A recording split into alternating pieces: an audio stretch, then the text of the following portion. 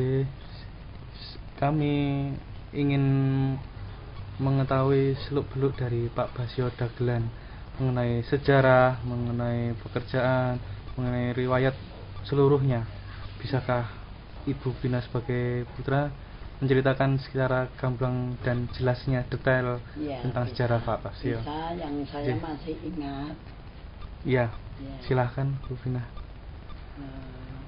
Kalau tahunnya saya tidak tahu, Ya. karena ya mungkin saya belum ada. Ya. Pertama, seorang perempuan yang namanya Tema, itu ibunya almarhum Pak Basio.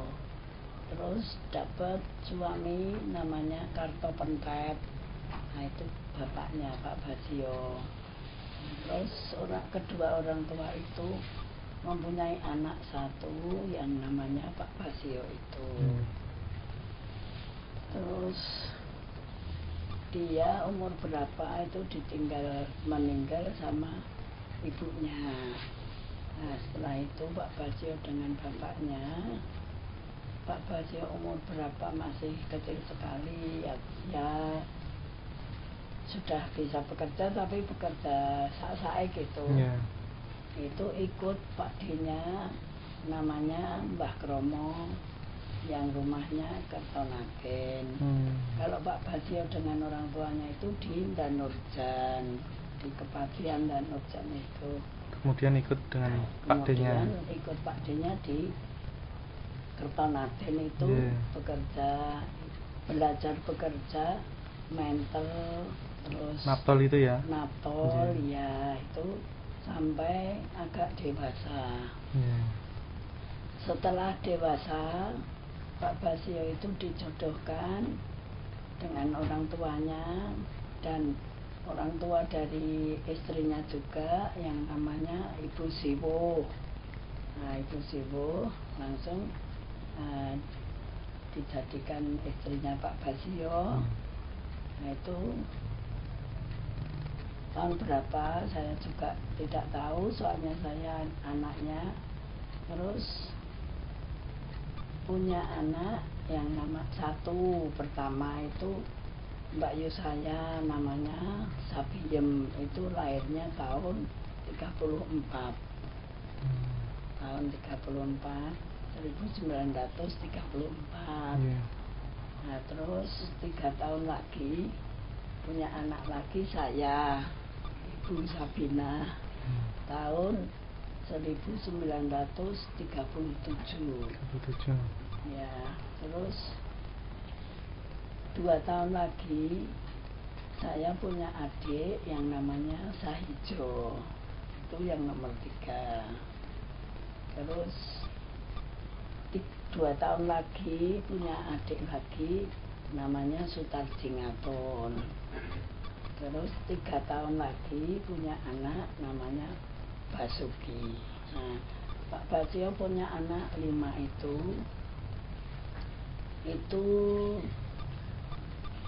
zamannya penjajahan Jepang.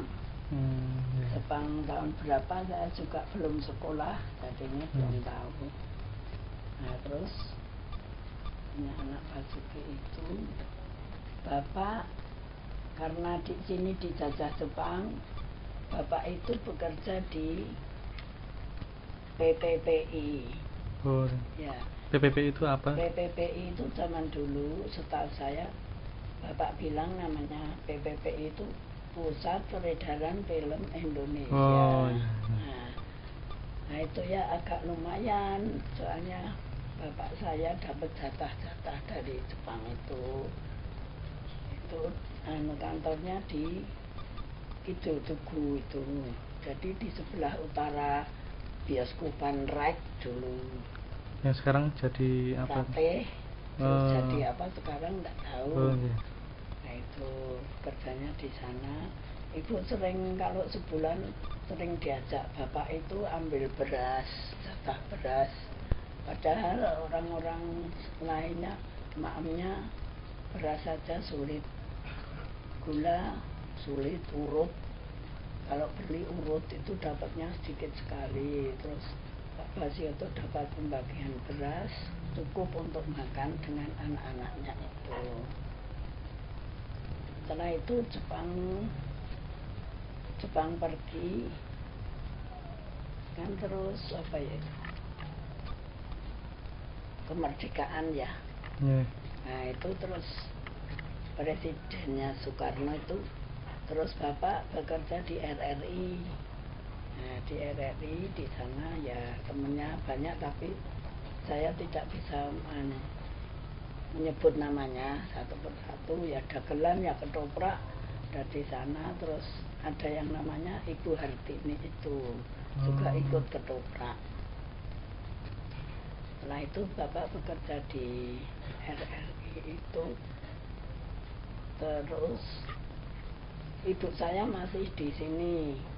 Tapi setelah bapak saya dengan Ibu Hartini itu kenalan dengan Ibu Hartini, terus ibu saya tahu kalau ada itu hubungan bapak sama Ibu Hartini. Ibu saya minta pulang di Imogiri. Aslinya ibu saya memang Imogiri. Nah itu bapaknya ibu saya itu juga abdi dalam, tapi dia pegang di Pesarian Ratu itu. Pesarian Imogiri. Ya. Pesarian Raja. Itu Pesarian Raja itu kakek saya itu jadi juru kunci di sana di bagian Sultan Agung. Nah itu di sana. Terus Bapak Basio dapat Ibu Hartini itu. Kalau zaman dulu kan boleh istrinya dua. Nah terus setelah itu ada kelas kedua Jepang, Belanda datang sini. Kelas kedua itu saya sudah lulus SD sama Mbak Yu saya. Sudah lulus SD. Waktu itu ibu saya sudah hamil, Ibu Hartini sudah hamil. Ibu saya sendiri bawa anak satu di Imogiri itu yang namanya Basuki. Nah terus kelas kedua itu ibu bapak saya, Ibu Hartini, bapak saya sama Mbak Yu saya sama adik saya itu mengungsi di Karangwaru. Nah itu di sana itu adik saya di pengungsian. Itu adik saya lahir yang namanya Sri Utami. Itu lahir di sana. Setelah itu kelas kedua Belanda belum pergi itu, ibu bapak saya pulang di Terban lagi. Anaknya si Sri itu dibawa ke Terban. Nah setelah itu ibu punya anak lagi yang namanya Harto. Tahunnya saya kurang tahu ya. Harto, setelah Harto Tri Utami, istri Utami. Nah terus setelah istri Utami itu Indah Sumarni. Terus ada adik saya yang lahirnya di Surabaya. Soalnya ibu saya sakit kolera di Surabaya, juga main dagelan di sana ketoprak juga ya. Sama Ibu Hartini. Terus babaran yang namanya Ambar siapa terusnya saya tidak tahu. Itu karena ibu saya sakit, terus kelihatannya sudah agak jelek. Terus adik saya itu diminta sama dokternya. Soalnya dokternya tidak punya anak.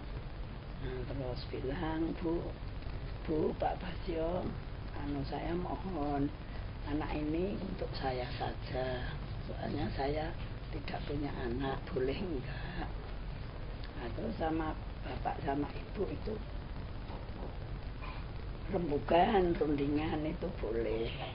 Soalnya anaknya juga sudah banyak, dan itu mungkin ibu tidak bisa ngobani ngerawat. Soalnya ibu sakit-sakitan.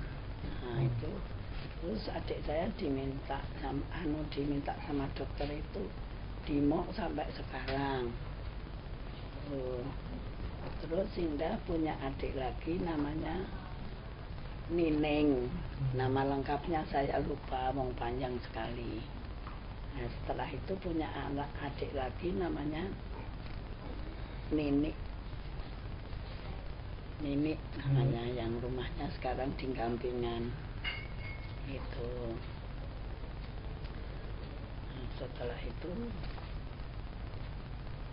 bapak sejak saya kecil itu sudah lerek di Keraton Jogja. Itu bapak saya abdi dalem di keraton itu. Kalau hari Senin itu mesti suwanan, caos. Nah itu terus punya gelar di keraton. Punya gelar, dikasih gelar sama Sultan yang ke-8 itu. Pak Basio dikasih nama Lontang Pangarso. Yang artinya itu? Yang artinya lontang itu dagelan, Pangarso itu kepala. Jadi kepala dagelan. Di tokohnya dagelan Jogja. Dagelan di Jogja. Nah, setelah itu mungkin apa Sultan sendiri apa siapa yang mendirikan Punokawan itu. Terus didirikan Punokawan, yaitu temennya bapak saya itu namanya Jayeng Wandi. Saya ingat itu saya sudah agak besar. Jayeng Wandi, Jayeng Tikoro, terus Token, terus Joyo Blendang, terus Pak Basio itu. Lima itu sekawan serombongannya Pak Basio. Memerankan sebagai Punokawan ya? Ya, Punokawan Petro Gareng. Kalau boleh tahu Pak Basio memerankan sebagai jadi Petro ya. Kelik ingat saya Pak di Jayeng Wandi itu jadi Semarnya. Soalnya orangnya gemuk pendek. Nah, terus yang jadi Gareng itu kalau nggak salah Pak di Jayeng Dikoro. Terus yang jadi Bagong itu Pak Token. Nah, terus Pak Jaya Blendang itu apa saya kurang tahu. Petronya Pak Basio itu. Nah, itu setelah itu ya. Nah, kemudian tahun berapa itu saya lupa, bapak saya nikah lagi dengan Ibu Siput. Nah, Ibu Siput itu yang sering ikut Bangkor Jenggleng, dagelan itu banyak yang di kaset itu. Setelah itu bapak saya juga ya sudah tua ya, kelihatannya sudah punya penyakit, lututnya sudah banyak banget. Itu di berita itu Pak Basio mendirikan kayak paguyuban dagelan itu ya, Iya, terus itu namanya pernah mendirikan ketoprak di Patok yang sekarang buat pasar itu namanya Trimudo Utomo. Ya. Yang dikepalai oleh Pak Basio itu. Nah, itu ya cukup untuk makan, soalnya anaknya banyak, cucunya juga sudah banyak banget. Nah itu setelah itu bapak dipindah di Candi itu, rumahnya pindah di Candi, soalnya ketopraknya Patok itu sudah bubar, terus dibuat pasar sekarang. Dibuat pasar. Kemudian setelah panggungnya ketoprak itu dijadikan pasar, lalu bapak saya pindah di kampungnya di Candi itu, sebelah utara pabrik es Patok. Nah itu terus ya bapak masih dipanggil dagelan di mana-mana, masih di RRI juga. Tapi semakin lama kan semakin tua. Nah, terus suatu ketika saya anaknya juga tidak campur. Nah, diberitahu kalau kakung itu meninggal dunia. Nah, itu dengan istrinya yang ketiga itu Ibu Siput itu yang di rumah itu. Jadi bapak saya tuh istrinya 3. Ibu Siwoh pertama, Ibu Hartini kedua, Ibu Siput ketiga. terus selesai. Itu kebanyakan putranya tidak banyak yang mengikuti jalannya Pak Basio, itu kenapa ya? Lah soalnya kalau anaknya Pak Basio yang pertama, anaknya Ibu Siwo, itu memang zaman dulu kan tidak boleh mengikuti jejak Mbah Kakung itu. Karena ya saya tidak tahu pikirannya Pak Basio, Mbah Kakung itu. Saya itu kalau mau melihat ketoprak tidak boleh, kalau mau ikut tidak boleh. Ya bilangnya jangan, itu nggak jelek, nggak usah sekolah saja. Nah itu ternyata tapi jadi anaknya Bapak Basio yang dulu memang ada bakat untuk seni, tapi tidak disalurkan soalnya tidak boleh sama Pak Basio. Ya tidak boleh.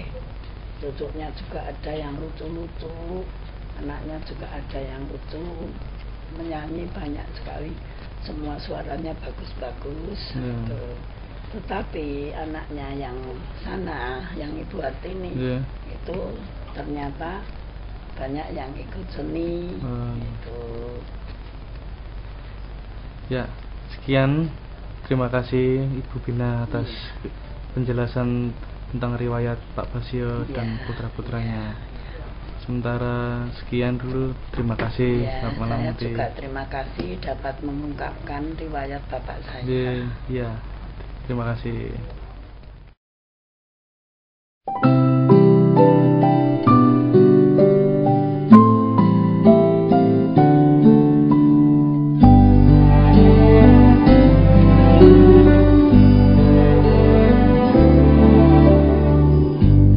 I believe